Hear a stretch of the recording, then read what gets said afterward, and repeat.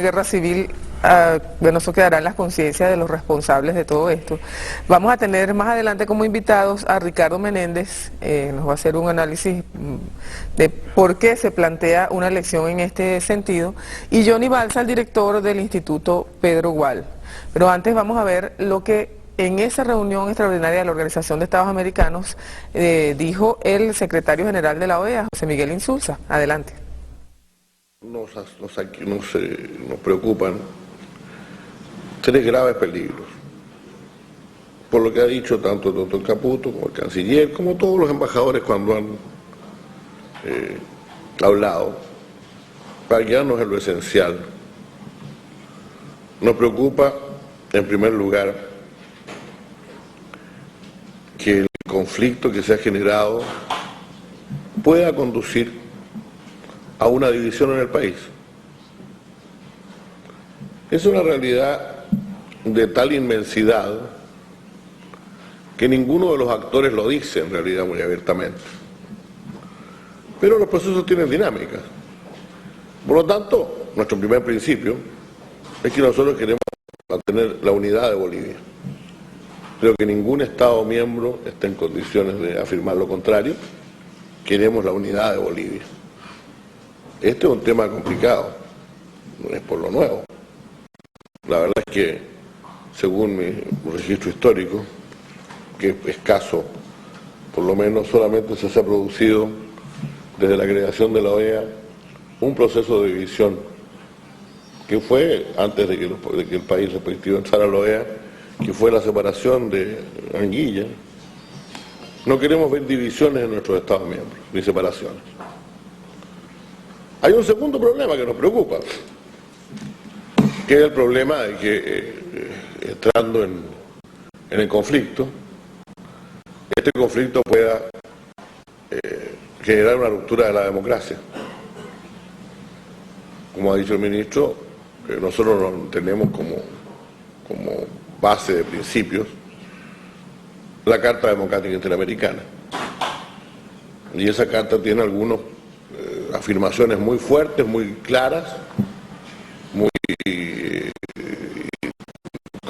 consensuales entre nosotros, respecto del Estado de Derecho, respecto de la constitucionalidad, respecto del respeto a las instituciones, etc.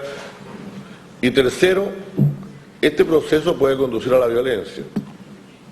Este proceso puede conducir a la violencia. Y dada la composición social, política, geográfica incluso de ese país, de Bolivia, esa violencia puede durar tiempo y dejar huellas imborrables para el futuro de un país que no sea muy querido. Yo creo que si esos son principios compartidos por todos los países de las Américas, dado que nuestra organización, felizmente, a Dios gracias, hace mucho tiempo que no tiene ejércitos ni mecanismos coercitivos que obliguen a los países a hacer cosas, solo puede fundar su acción en la unidad de este Consejo. Es decir, mire, todos los países de las Américas pensamos esto y todos los países de las Américas queremos esto.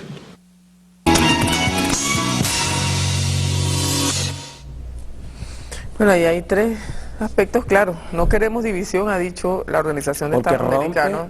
La unidad territorial, exactamente, la integridad territorial, que es un principio para que exista una república. Ningún pueblo puede avalar la ruptura de la integridad territorial de otro. Ahí hay unidad. Entonces ellos para expresarlo dicen, todos estamos de acuerdo con la unidad de Bolivia. Es decir, todos estamos de acuerdo en que no se puede romper el principio de la integridad territorial. Ese es un principio. Exactamente.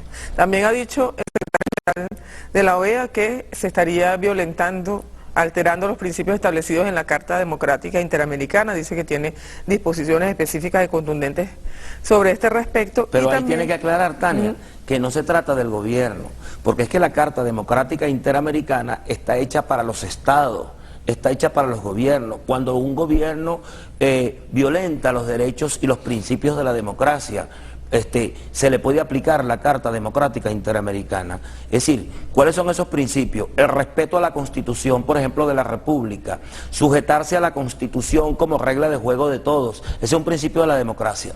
Si un país violenta, el Estado, el gobierno, la Constitución, evidentemente le pueden aplicar la carta. Pero aquí no es el Estado que está aplicando, y es lo que nos dice Insulza. Aquí es un grupo de la sociedad que expresa las oligarquías bolivianas que están asociadas a un país que está sentado allí en la OEA. Porque ahí el responsable es Estados Unidos, es el gobierno de Estados Unidos.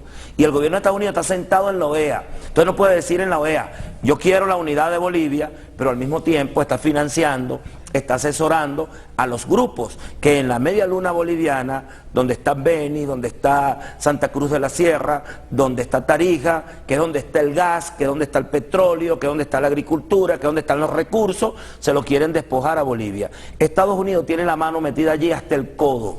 ¿Entiendes? Y Estados Unidos está sentado allí, al lado de todos nosotros, los países del resto de América Latina y de América y del continente, diciendo igual en coro, yo no comparto, yo defiendo la unidad de Bolivia. Si defiende la unidad de Bolivia, deja de financiar esos grupos, declara públicamente que no está de acuerdo con esos grupos, que es lo que está haciendo CNN, lo estaba viendo aquí ahorita, diciendo Santa Cruz se prepara para referéndum sobre autonomía, en una campaña mediática que está dirigida desde el ahí está Globovisión, ahí están los distintos canales que son de las oligarquías y que expresan, porque esa es la hipocresía, ¿ves? Y ya vamos a ver más adelante, cuando esté aquí Ricardo Menéndez, que es geógrafo y mira el mundo desde esa perspectiva, ¿por qué se hace un referéndum allí?